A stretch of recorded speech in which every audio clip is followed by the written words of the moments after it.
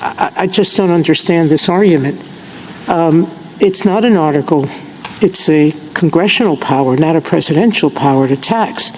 And you want to say tariffs are not taxes, but that's exactly what they are. They're generating money from American citizens, revenue. And you say it's incidental to the regulatory purpose.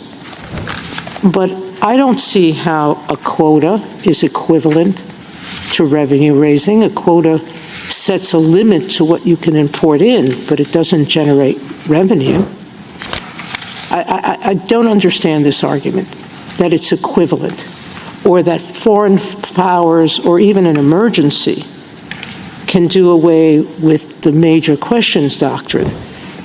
Didn't we in the Biden case recently say an emergency can't make clear what's ambiguous?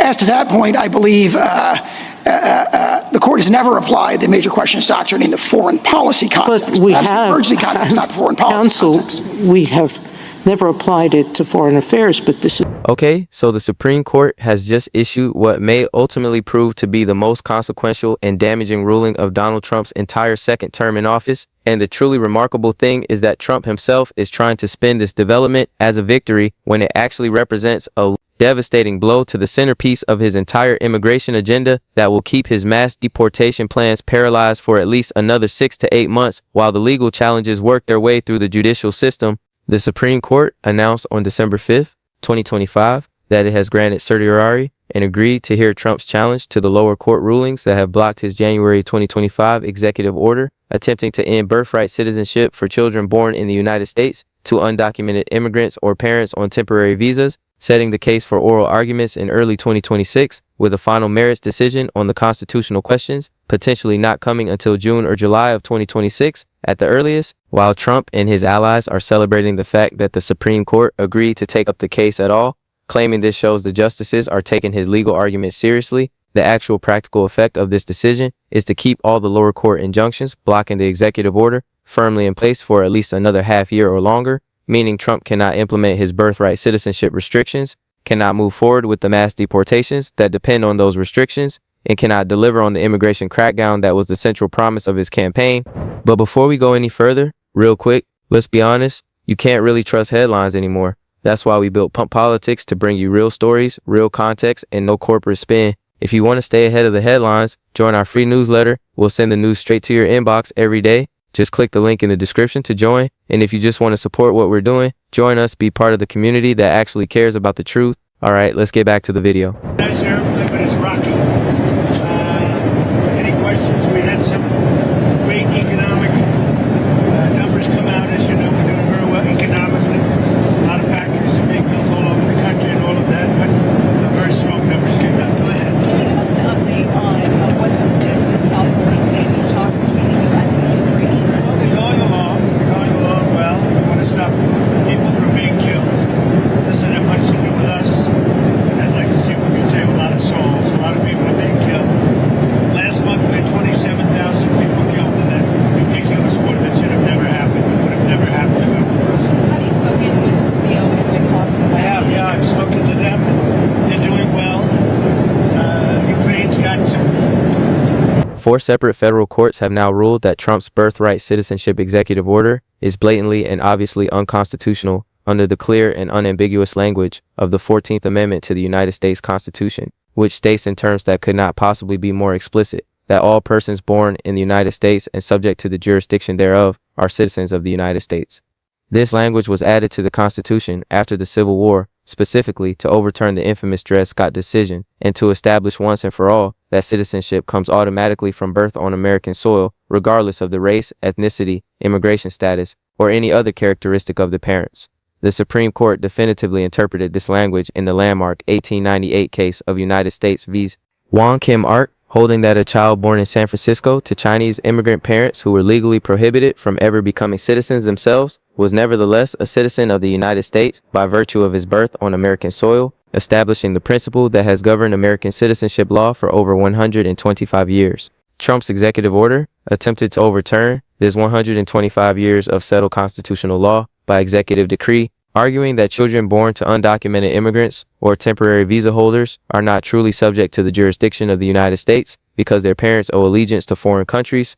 Every single federal judge who has considered this argument has rejected it as historically inaccurate, legally unsound, and completely inconsistent with the text, history, and purpose of the 14th Amendment. The judges have noted that subject to the jurisdiction means subject to American law, and undocumented immigrants are unquestionably subject to American law, which is precisely why they can be arrested, prosecuted, and deported for violating that law. If they weren't subject to American jurisdiction, the government would have no authority over them at all. Trump's interpretation makes no logical sense and has been rejected unanimously by every court to consider it. The Supreme Court's decision to grant certiorari and hear the case does not mean the justices are likely to rule in Trump's favor. It may simply mean they want to definitively resolve the constitutional question and establish binding precedent that will prevent future presidents from attempting similar executive overreach. The court takes cases for many reasons, including to affirm lower court rulings and establish clear nationwide precedent on important constitutional questions. Given that 4 separate federal courts have ruled against Trump using substantially similar reasoning, and given that the 14th Amendment's text is so clear and the Wong-Kim-Ark precedent is so well established, the most likely outcome is that the Supreme Court will affirm the lower courts and rule that Trump's executive order is unconstitutional, but that ruling won't come until June or July 2026, meaning Trump's immigration agenda remains frozen until then. The ACLU, which brought one of the successful challenges to the executive order on behalf of affected families and their American-born children, expressed confidence that the Supreme Court will ultimately strike down the order as unconstitutional. Their legal team noted that the 14th Amendment citizenship clause has been consistently interpreted for over a century to guarantee citizenship to virtually all children born on American soil, and that Trump's attempt to rewrite this fundamental constitutional guarantee through executive order represents exactly the kind of executive overreach that the Constitution's separation of powers was designed to prevent. The Constitution can only be amended through the formal amendment process, requiring supermajority approval by Congress and ratification by 3/4 of the states, not by presidential decree. No matter how much a president might wish the Constitution says something different than what it actually says. All right. So let's really dig into what the Supreme Court's decision to grant certiorari actually means procedurally and substantively, what the lower court ruling said and why they were so emphatic in rejecting Trump's constitutional arguments, what the timeline looks like going forward, and why the delay is so devastating for Trump's immigration agenda, and how this all connects to the broader pattern of court defeats we've been tracking throughout these videos that shows an administration consistently exceeding its legal authority and being checked by the judicial branch performing its essential constitutional function.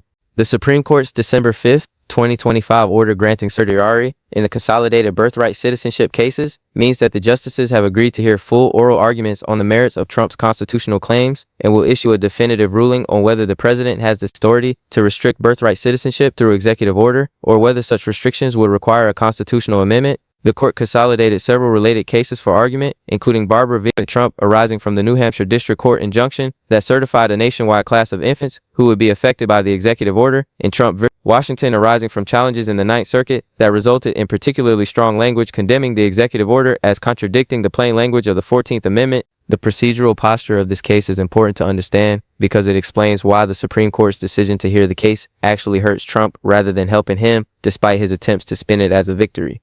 When lower courts issue injunctions blocking executive actions, those injunctions normally remain in place while appeals are pending, unless the appeals court or the Supreme Court specifically stays the injunction and allows the executive action to proceed during the appeals process. Trump asked the Supreme Court to stay the lower court injunctions and allow him to implement his birthright citizenship order while the case was being decided, but the court declined to do so. It granted certiorari to hear the case on the merits, but it did not grant a stay of the injunctions. This means the lower court orders blocking the executive order remain in full force and effect. Trump cannot implement any aspect of his birthright citizenship restrictions, and this status quo will continue for at least 6 to 8 months until the Supreme Court issues its final ruling on the merits sometime in the spring or early summer of 2026. For an administration that promised immediate and dramatic action on immigration, this extended delay is catastrophic. Trump's entire immigration enforcement strategy was built around the birthright citizenship order as a foundation. By denying citizenship to children born to undocumented parents, he hoped to create a legal framework that would facilitate mass deportations of entire families, including American-born children, by arguing those children weren't really American citizens at all. With the birthright order blocked indefinitely, that legal framework doesn't exist. The mass deportation plans that depended on it cannot proceed as designed, and Trump is left with a much more limited and conventional set of immigration enforcement tools that falls far short of the revolutionary transformation he promised his supporters.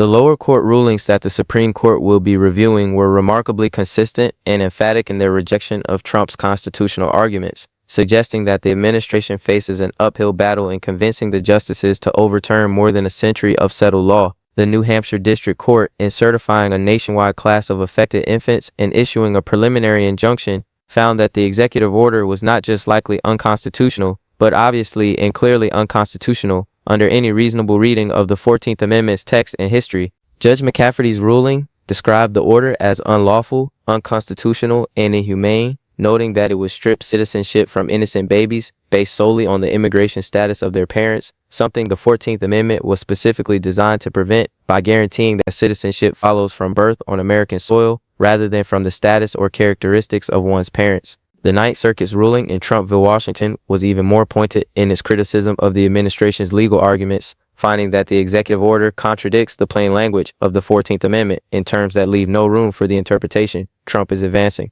The appeals court noted that the phrase subject to the jurisdiction thereof has been consistently interpreted since the 14th Amendment was ratified to include virtually everyone physically present in the United States, except for very narrow categories like foreign diplomats who enjoy diplomatic immunity and members of invading foreign armies.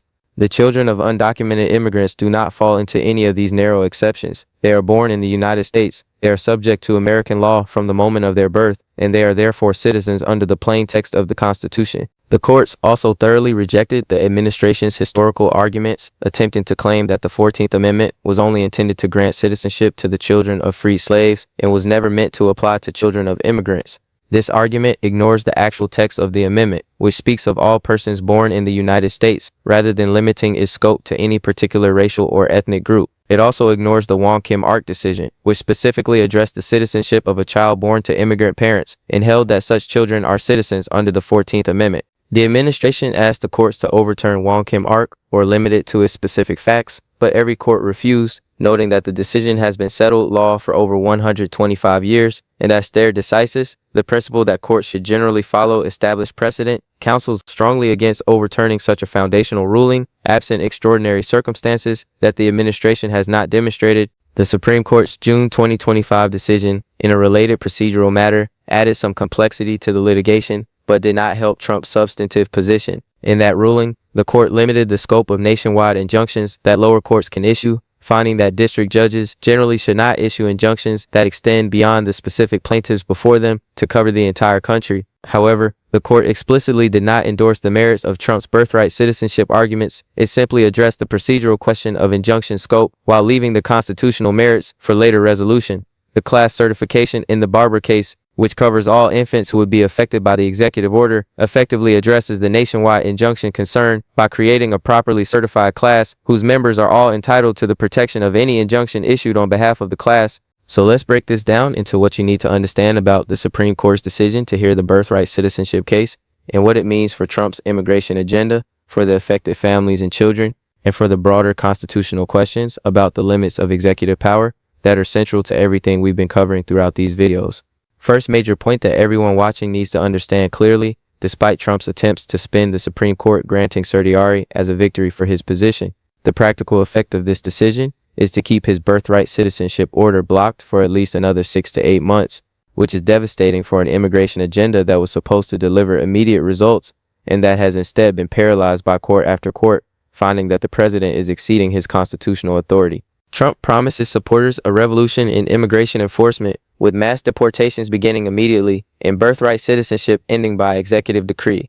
Instead, his executive order has been blocked by every court to consider it. His mass deportation plans have been hobbled by legal challenges, and now the Supreme Court's decision to hear the case ensures that this limbo will continue through the spring and into the summer of 2026, covering the entire primary season and much of the general election campaign for the midterms.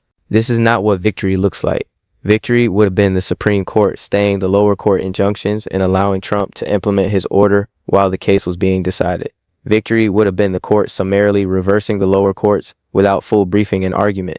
Victory would have been any outcome that allowed Trump to actually do what he promised his supporters he would do. Instead, he got a grant of certiorari that keeps everything frozen, keeps the injunctions in place, and guarantees that the constitutional questions won't be resolved until we're deep into 2026. For an administration that prides itself on action and results, This extended judicial paralysis is a profound failure regardless of how the White House tries to spin it. Second major point, the consistency and emphatic nature of the lower court rulings strongly suggests that Trump is likely to lose when the Supreme Court finally rules on the merits, because every judge to consider this question has reached the same conclusion using the same reasoning based on the same constitutional text and the same Supreme Court precedent. When four separate federal courts, appointed by presidents of both parties, all rule the same way on a constitutional question, that's a powerful signal that the legal answer is clear and that attempts to reach a different answer are not based on legitimate constitutional interpretation, but on policy preferences that cannot be achieved through the courts.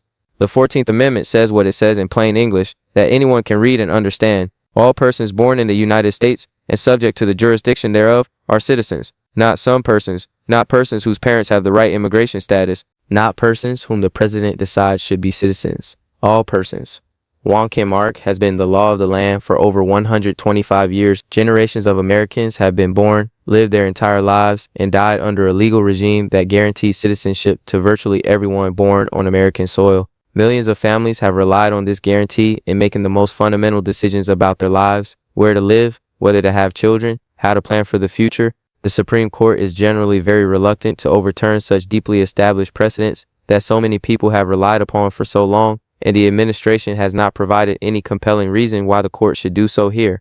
The most likely outcome is that the court will affirm the lower court's rule that Trump's executive order is unconstitutional and establish binding nationwide precedent that will prevent any future president from attempting similar executive overreach. Third major point, the delay caused by the Supreme Court's decision to hear this case is particularly damaging for Trump because it extends the uncertainty and paralysis on immigration policy into the heart of the 2026 midterm election campaign, giving Democrats a powerful issue to campaign on and denying Trump the ability to claim credit for delivering on his immigration promises. Trump won in 2024 in significant part by promising dramatic action on immigration, building the wall, ending birthright citizenship, conducting mass deportations, fundamentally transforming how America deals with unauthorized immigration. His supporters expected results, and they expected them quickly. Instead, they've gotten court defeat after court defeat, executive orders blocked before they can take effect, and now confirmation that the legal limbo will continue through most of 2026. Democrats will campaign relentlessly on this failure, arguing that Trump made promises he couldn't keep, that his executive orders were unconstitutional overreach, that any competent lawyer could have predicted would be struck down, and that he has fundamentally failed to deliver on the central promise of his campaign. They'll point to the birthright citizenship defeats, the National Guard deployment defeats, the various other immigration-related court losses, and argue that Trump is all talk and no results when it comes to actually implementing his agenda. The extended timeline created by the Supreme Court's decision to hear the case gives Democrats months to make this argument before voters go to the polls in November 2026. Fourth major point, this ruling fits into the broader pattern we've been tracking throughout all of these videos of courts across the country consistently blocking Trump's executive overreach and establishing through case after case that this administration systematically exceeds its legal authority and must be checked by the judicial branch performing its essential constitutional function.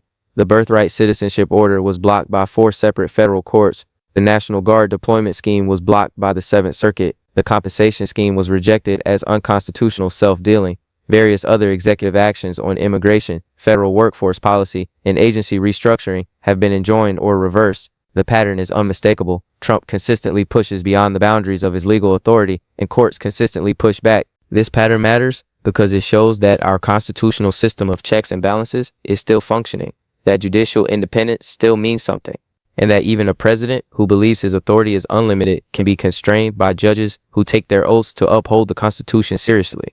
The courts haven't agreed with Trump that he can do whatever he wants, and their refusal to rubber stamp his overreach provides at least some protection for constitutional norms and individual rights, even in a period when other checks on presidential power seem to be weakening. So where does this leave us as we process the implications of the Supreme Court's decision to hear the birthright citizenship case? We have the court agreeing to hear oral arguments in early 2026, with a merits decision expected in June or July. We have all lower court injunctions remaining in place, keeping Trump's executive order blocked for at least another 6 to 8 months. We have 4 separate federal courts ruling the order unconstitutional under the 14th Amendment. We have 125 years of settled precedent under Wong Kim Ark that the administration is asking the court to overturn or limit. We have the ACLU and other advocates confident the court will ultimately strike down the order. We have Trump's immigration agenda paralyzed by ongoing litigation. We have the delay extending into the heart of the 2026 midterm campaign season. And we have all of this fitting into the broader pattern of court defeats showing systematic executive overreach being checked by judicial review.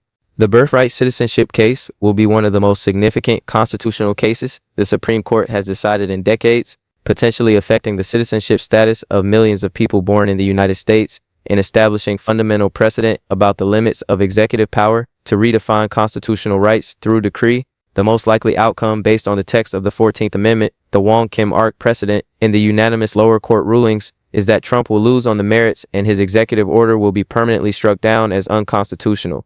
But that ruling won't come until the summer of 2026, meaning the uncertainty and litigation will continue for many more months, while affected families wait to learn whether their American-born children will be recognized as American citizens.